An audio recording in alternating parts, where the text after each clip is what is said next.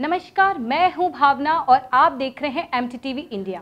और आज बात अजमेर के उस बाजार की जो 24 घंटे खुला रहता था, जहां व्यापार 24 घंटे होता था। यह है अजमेर का दरगाह बाजार। DPS senior secondary school Tabiji लेकर आए हैं online classes from pre nursery to class 12, 50% discount on girls fees. Online admission open. Visit dpsajmer.in। जहां के आर्थिक हालात कोरोना महामारी ने बदल कर रख दिए हैं और अब हालात यह है कि दुकानदार अपनी दुकानों को खाली करना चाहते हैं।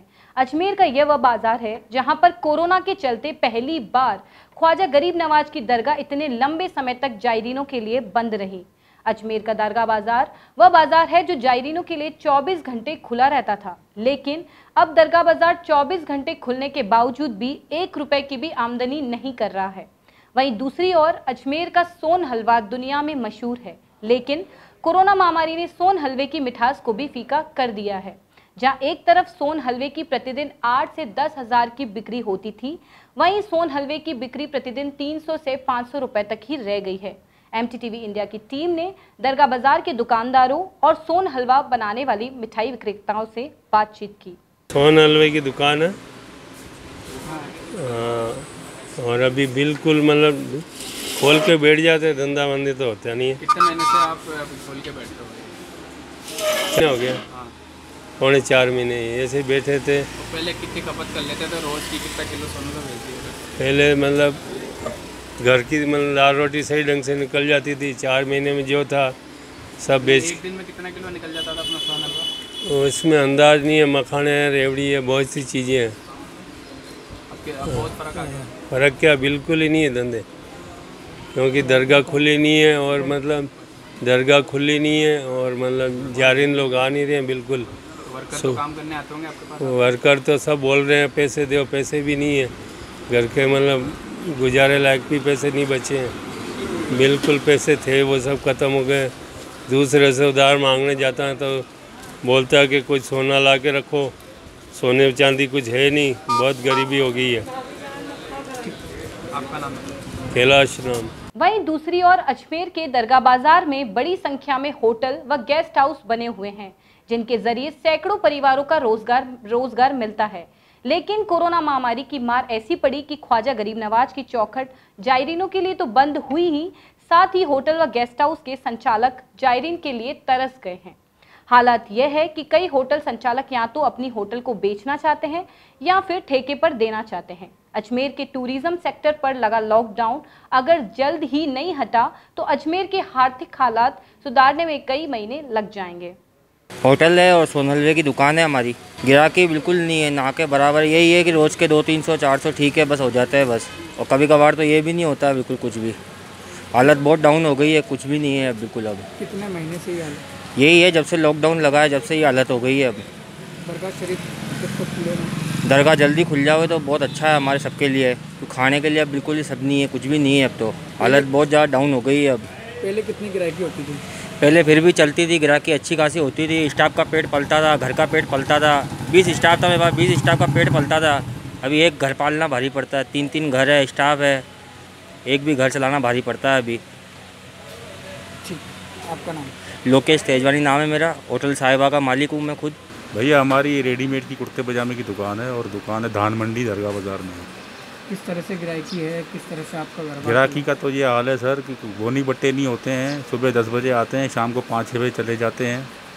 एक भी ग्राहक नहीं आता है हमारे पास। कोई यात्री नहीं आएगा, कोई पैसेंजर नहीं आएगा। दरगाह नहीं खुलेगी जब तक तो हमारी गिराकी चलने का काम नहीं है। उधर हमारे पास 3-3, 4-4 जनों का स्टाफ है, सबको तनख्वाहें देनी पड़ती है। तो हम कहाँ से लाएंगे इतनी तनख्वाहें, कहाँ से देंगे? क्या आपकी खुद की पर्सनल दुकान है? ये हमारी खुद की पर्सनल है। जिनकी दुकान किराए पे, उनके क्या बोलो? किराएदार वालों का तो हाल ये है कि सर वो तो खाली करने में लगे पड़े हैं, हम खाली करें। और तो मकान मालिक और किराएदार का आपस में कंडीशंस है कि आप किराया नहीं लेंगे जब तक लॉकडाउन चलेगा। कोई तो किराएदार, मकान मालिक किराएदार को छोड़ नहीं रहा है। वो तो बोलता है मैं तो किराया लूँगा, तो उसकी कंडीशन के ऊपर डिपेंड है। और ज़्यादातर दुकानें तो खाली हो रही है लगभग, जो भी किराए की दुकानें हैं। आपका नाम? कमलेश। हमारी 3-4 होटल है। होटल सागर पैलेस, होटल बाबा सागर, होटल सागर, होटल रॉयल। 4 महीने से कोई भी धंधा नहीं है। जब से कोरोना लागू हुआ 20 मार्च है, जब से आज तक कुछ भी नहीं है, जीरो है। लेबर को किस तरह से सैलरी दे रहे होंगे? लेबर जो बाहर की थी वो तो चली गई, जो यहाँ की है वो तो यहाँ है, उसको तो सैलरी दे ही रहे हैं। आपका नाम?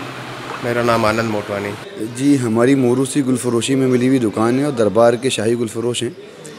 और अभी के और पहले के व्यापार में इतना फ़र्क आया कि पहले जो माल की खपत थी वो 50 से 60 किलो रोज़ की हर एक दुकान पे थी, लेकिन अभी जो हालात हैं उसके तहत 5 से 10 किलो माल भी निकलना बहुत मुश्किल हो रहा है। आप दुकान पे कौन से फूल रखते थे जो दरबार में पेश होते? दरबार शरीफ के अंदर पेश होने वाले देसी गुलाब है, लाल गुलाब है, मोगरा है, और अदरवाइज़ मौसम के हिसाब से भी बहुत सारे जो गुलाब चलते थे वो रखे जाते थे, लेकिन अभी सिर्फ गुलाब ही रखा जा रहा है क्योंकि जो टूरिस्ट मेहमान हैं वो बिल्कुल बंद है। इक्का दुक्का मेहमान आस्था के तहत आ भी रहे हैं तो वो अंदर जा नहीं पा रहे हैं, लेकिन खुद्दाम हज़रात के ज़रिए चादर व फूल अंदर पेश कराए जा रहे हैं। और अभी के हालात के तहत बहुत कठिन सिचुएशन है। दुकानदारी के तमाम लोग जितने भी दुकानदारी से जुड़े हुए हैं बहुत कठिन दौर से गुजर रहे हैं। हम सरकार से ये अपील करेंगे कि जल्द से जल्द गरीब नवाज़ के दरबार को खोला जाए कि जहाँ से करीबन 20 से 25 हज़ार परिवार दरबार से उनकी रोज़ी रोटी जुड़ी हुई है वो वापस से बहाल हो जाए।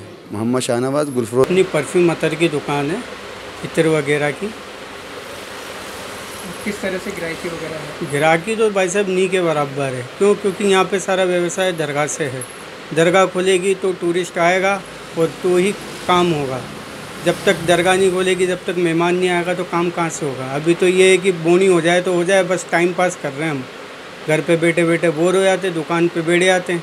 कभी कोई आ गया तो आ गया, नहीं तो बस खाली आ जाओ। क्या दुकान ये रेंट पर है?